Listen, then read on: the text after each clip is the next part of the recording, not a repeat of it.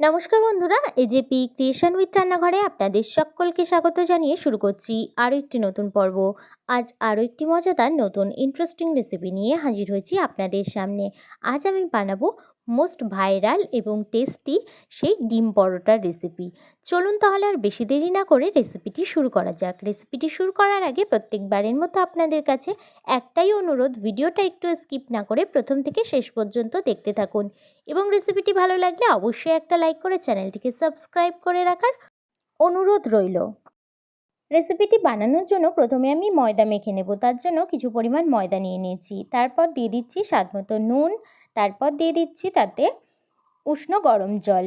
উষ্ণ গরম জলটা দিয়ে ভালো করে কিন্তু ডোটাকে মেখে নিতে হবে।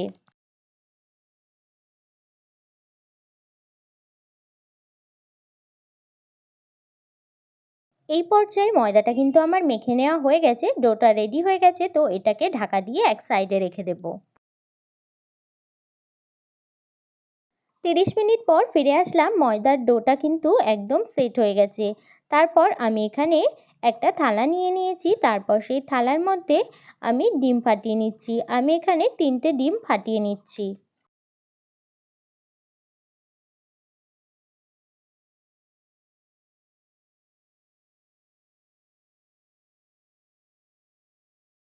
এই পর্যায়ে 3টে ডিম কিন্তু আমার ফাটিয়ে নেওয়া হয়ে গেছে। দিয়ে দিচ্ছি কাঁচা লঙ্কা কুচি। আপনারা এই লঙ্কা কুচিটা কিন্তু অবশ্যই আপনাদের ঝাল বুঝে দেবেন। তারপর দিয়ে দিচ্ছি পেঁয়াজ কুচি।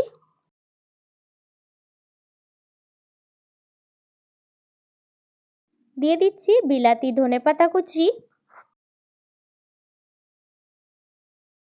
দিয়ে দিচ্ছি স্বাদমতো নুন। দিয়ে দিচ্ছি কিছুটা চিলি ফ্লেক্স। তারপর দিয়ে দিচ্ছি মোগলাইয়ের যে পুরটা বানিয়েছিলাম ব্রেড ক্রাম্বসের, সেই ব্রেড ক্রাম্বসের পুরটা কিন্তু আমি এখানে দিয়ে দিলাম। তো এই ব্রেড ক্রাম্বসের পুরটা আমি কিভাবে বানিয়েছি সেটা কিন্তু দেখার জন্য অবশ্যই মোগলাই রেসিপিটা আমি ডেসক্রিপশন বক্সে লিংক দিয়ে দেবো, আপনারা কিন্তু সেখান থেকে দেখে নিতে পারেন। এবার সমস্ত উপকরণগুলোকে একসাথে কিন্তু মিশিয়ে নিতে হবে। এই পর্যায়ে কিন্তু আমার মিশিয়ে নেওয়া হয়ে গেছে।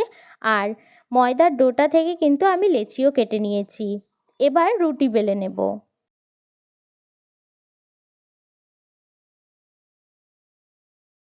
এই পর্যায়ে আমি এবার ময়দা ছড়িয়ে রুটির আকারে কিন্তু বেলে নিচ্ছি।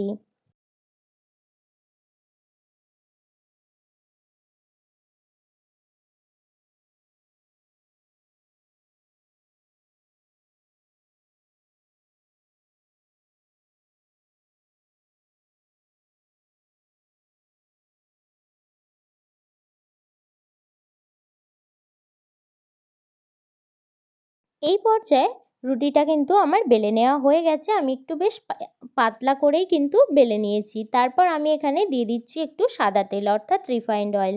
রিফাইন্ড অয়েলটা ছড়িয়ে তারপর পুরো রুটিতে কিন্তু আমি এখানে মাখিয়ে নিচ্ছি। মাখিয়ে নেওয়া হয়ে গেলে তারপর এখান থেকে উপর থেকে একটু ছড়িয়ে দিচ্ছি ময়দা। এবার ময়দাটা ছড়িয়ে দেওয়ার পর এইভাবে করে কিন্তু আমি ভাঁজ করে নেব।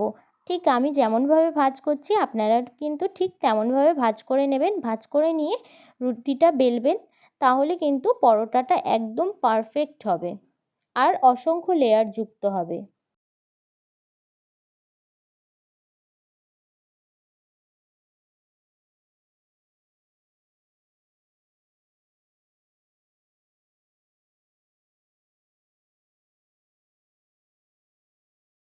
এই পর্যায়ে একটা পরোটা কিন্তু আমার বেলে নেওয়া হয়ে গেছে। আরও অনেকগুলো পরোটা কিন্তু আমি এখানে বেলে নিয়েছি। আপনারাও কিন্তু এই একইভাবে বেলে নেবেন। তো এই পর্যায়ে পরোটাটা ভেজে নেওয়ার জন্য কড়াইতে তেল গরম হতে বসিয়ে দিয়েছি। তারপর একটা পরোটা নিয়ে এইভাবে যে ডিমের গোলাটা রেডি করে রেখেছি সেটা কিন্তু এইভাবে করে মাখিয়ে নিচ্ছি। মাখিয়ে নেওয়া হয়ে গেলে তারপর ওই গরম তেলের মধ্যে দিয়ে দেব।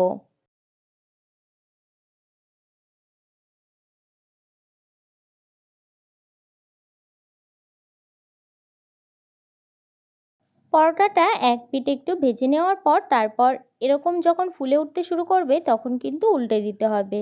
এবার উল্টে দেওয়ার পর দেখুন আস্তে আস্তে কত সুন্দর পরোটাটা কিন্তু ফুলে উঠছে। এইভাবে কিন্তু প্রত্যেকটা পরোটাই এমন সুন্দর ফুলে উঠবে।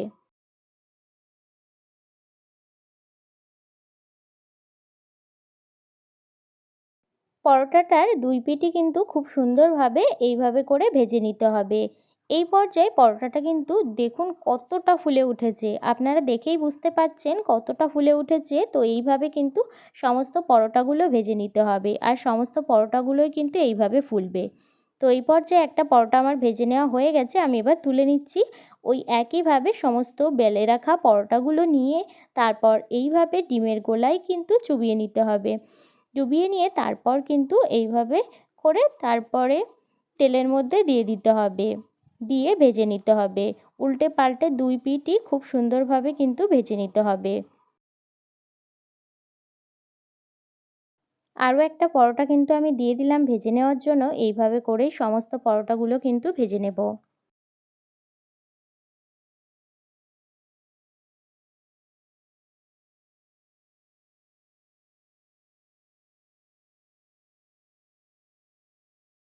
দেখুন বন্ধুরা, এই পর্যায়ে সমস্ত ডিম পরোটাগুলো কিন্তু আমার ভেজে নেওয়া হয়ে গেছে। এই ডিম পরোটাগুলো কিন্তু খেতে এতটা টেস্টি হয়, আপনারা কিন্তু বাড়িতে না বানিয়ে খেলে বিশ্বাস করবেন না। যেমন বানানোও সোজা, তেমন তার থেকেও বেশি টেস্টি। তো আমার এই ডিম পরোটা রেসিপিটি যদি আপনাদের ভালো লেগে থাকে তাহলে অবশ্যই একটা লাইক করে দেবেন এবং কমেন্টের মাধ্যমে জানাবেন আমার এই রেসিপিটি আপনাদের কাছে কেমন লেগেছে, এবং বেশি বেশি করে শেয়ার করে আমার পাশে থাকবেন, আমাকে আরও উৎসাহিত করবেন। আর আপনি যদি আমার চ্যানেলে নতুন বন্ধু হয়ে থাকেন এবং আরও নিত্য নতুন ইন্টারেস্টিং মজাদার রেসিপির আপডেট পেতে চান, তাহলে প্লিজ আমার চ্যানেলটিকে সাবস্ক্রাইব করে পাশে থাকা বেল আইকনটি প্রেস করে অল নোটিফিকেশন অন করে রাখবেন, যাতে সমস্ত ভিডিওর আপডেট আপনি ঠিক সময় পেয়ে যান। আজ এই রেসিপিটি এই পর্যন্তই। আরও একটি মজাদার নতুন কোনো ইন্টারেস্টিং রেসিপি নিয়ে আপনাদের সাথে দেখা হবে আরও একটি নতুন পর্বে। সবাই সুস্থ থাকবেন, ভালো থাকবেন এবং সাবধানে থাকবেন।